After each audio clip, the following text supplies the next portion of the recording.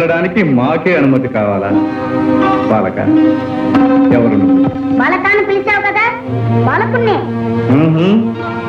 మాటలు బాగా నేర్చావే. తరువాత సావకాశంగా నీ ముద్దు మాటలు వింటాం గాని ముందు దారి కట్టింది. అమ్మ ఆజ్ఞ. మేమెవరమో తెలుసా? ఆ అమ్మకు భర్త. అమ్మకు భర్తవో అమ్మమ్మకో నాకు తెలీదు. అమ్మ మాట అంటే మాటే, లోనికి వెళ్ళడానికి వీల్లేదు. బాలక, ఏమిటి హఠం? పసివాడవని శాంతం వహిస్తూ ఉంటే, పెద్దవాడవని గౌరవం ఇస్తూ ఉంటే నీ ప్రలోభనం మితిమీరిపోతుంది. నీ అహంకారం మరీ ఎక్కువ అవుతుంది.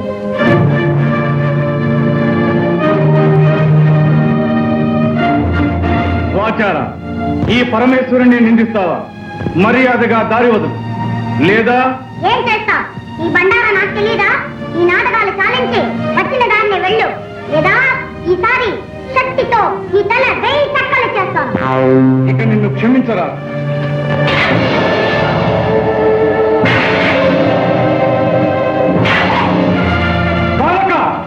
జై మాతా!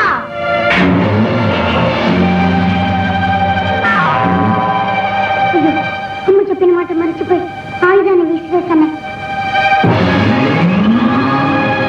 జై మాతా!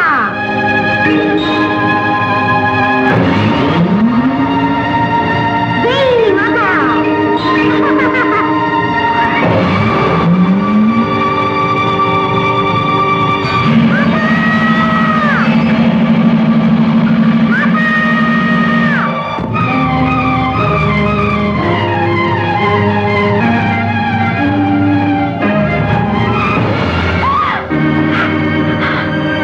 ఏమిటి ఘోరం? ముక్కు పచ్చలాడిన నా బిడ్డను నిర్దాక్షిణ్యంగా చంపించారు. పార్వతి, ఈ పసివాడు నీ బిడ్డడా? అవును, నా బిడ్డడే. విశ్వ కళ్యాణం కోసం ముక్కోటి దేవతలు ఒక్కటే కోరుకున్న వరపుత్రుడు. నా కలలో ఊహల్లో రూపురేఖలు దిద్దుకొని ఊపిరి పోసుకున్న నా మానస పుత్రుడు, నా కంటి వెలుగు. నా బిడ్డని మీరే దయాదాక్షిణ్యరహితంగా మీ 3వ నేత్రంతో భస్మం చేశారా? మీ శక్తి సామర్థ్యాలన్నీ ఈ పసివాడి మీద చూపించారా? అపర్ణ, ఆవేశంలో జరిగిన అర్థానికి మేము ఎంతో చింతిస్తున్నాం. మీ సానుభూతి మాటలతో నా శోకాగ్ని చల్లారదు, నా హృదయం శాసించదు. ఆనాడు అనంత శక్తివంతమైన మీ తేజస్సును ధరించలేకుండా అగ్నిహోత్రుడు అంతరాయం కలిగించాడు. ఈనాడు ఆదిశక్తి అంశతో జన్మించిన ఈ అవతారమూర్తిని మీరు దగ్ధం చేశారు. ఈ క్షోభని పరిస్థితి, ఈ పసివాడు లేనిదే నేను జీవించలేదు. తక్షణం నా బిడ్డని సజీవుని చేయండి, లేదా మీ భవానికి మరణం, ఈ ప్రపంచానికి ప్రళయం. శాంతించు సోదరి, శాంతించు. ఈ పసివాణ్ణి బ్రతికించే భారం మాది. పరమేశ్వర, ఈ విగతమస్తకునికి ఎవరి శిరస్సు తెచ్చి తగిలించాలన్నదే సమస్య. నారాయణ నారాయణ, ఆ అదృష్టం ఎవరి శిరస్సుకు దక్కుతుందో. నువ్వు కోరుకున్నట్టే జరుగుతుంది.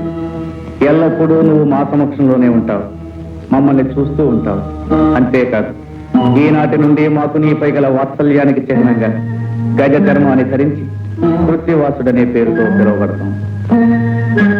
నంది, భృంగి, మీరు వెళ్ళి ఎవరైతే ఉత్తర దిశను తలపెట్టి శయనిస్తూ ఉంటారో వారి శిరస్సు ఖండించి తీసుకురండి. వెళ్ళండి.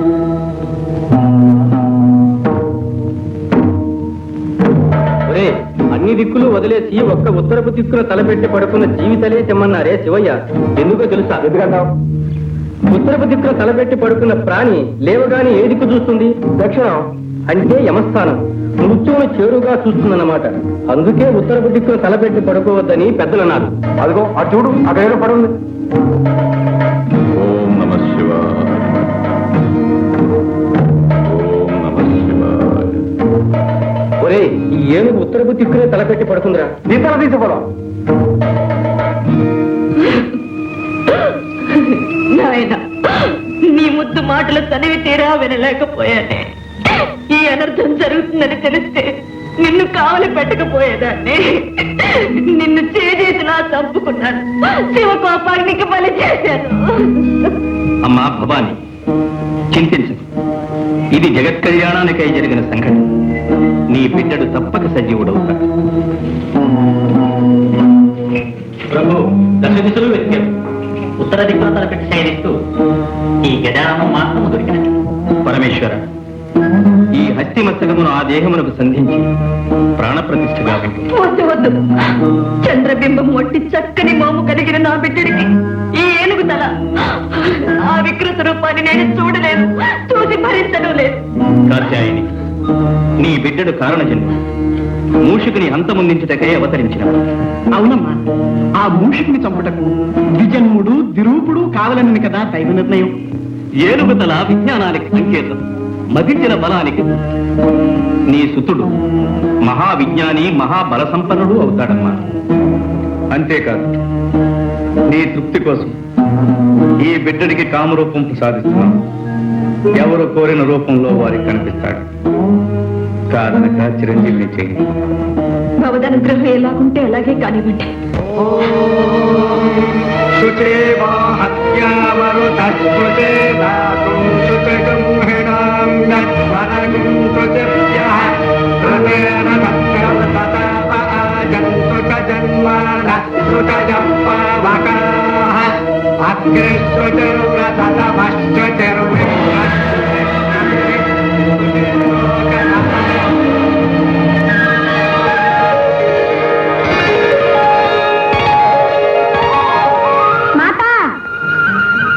నాయనా,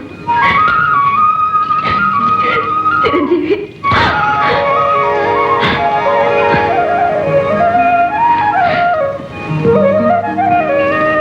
చిరంజీవి, వీరే మీ పితృదేవుడు పరమేశ్వరుడు.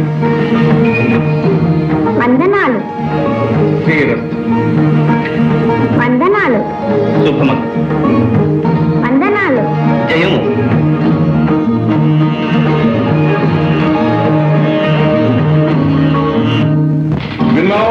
దేవతలు చేసిన కుతంత్రము. నారాయణ, ఆ పుత్రము అత్తడితో ముగిసిపోలేదు మూషికరాజేంద్ర.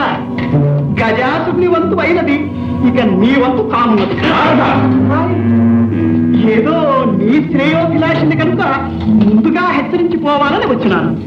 నిన్ను నిర్జించడానికై దేవతలందరూ భవానితో మొరపెట్టుకునగా పార్వతి ఒక మహాశక్తివంతుడైన వీరుణ్ణి సృష్టించింది. ఏఠుల మమ్ములను నిర్జించుటకు వీరుడు సృష్టించినదా?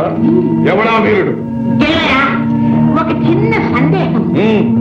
ఆనాడు పార్వతీ మందిర ప్రాంగణమున నీ భరతం పట్టిన ఆ పుడతడు కాదు కదా ఈ మహావీరుడు. ఆర్భకుడా, మమ్ములను నిర్జించే అర్హతలు వాడికెక్కడి? నారాయణ, నీ మారకులకు కావలసిన అర్హతలేమి?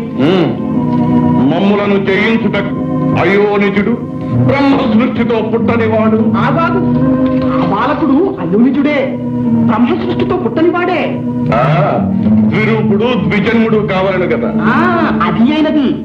ఈశ్వరునిచే ఆ బాలుని తల నరకబడి మరల గజాసురుని శిరస్సు అతికించబడి బ్రతికించబడి కావున ద్విరూపుడు ద్విజన్ముడు అయినట్లే కదా. నారాయణ, ఇక జితేంద్రియుడు, బ్రహ్మచర్య దీక్షాపరుడు, సర్వశక్తి సముపార్జితుడు అయి ఉండవలే. అంతేనా? రేపే ఆ చిన్నవానికి కైలాసములో ఉపనయనము బ్రహ్మోపదేశము జరుగునున్నది. కైలాసములో ఉపనయనము బ్రహ్మోపదేశము జరుగున. అప్పుడు బ్రహ్మచర్య దీక్షకు సర్వశక్తి సంపార్జనకు అర్హత లభించినట్లే కదా. అవును, మొక్కగా ఉన్నప్పుడే తుంచివేయవలె. ఆ ఉపనయన కాండ ఎలా జరగగలదో సూచన.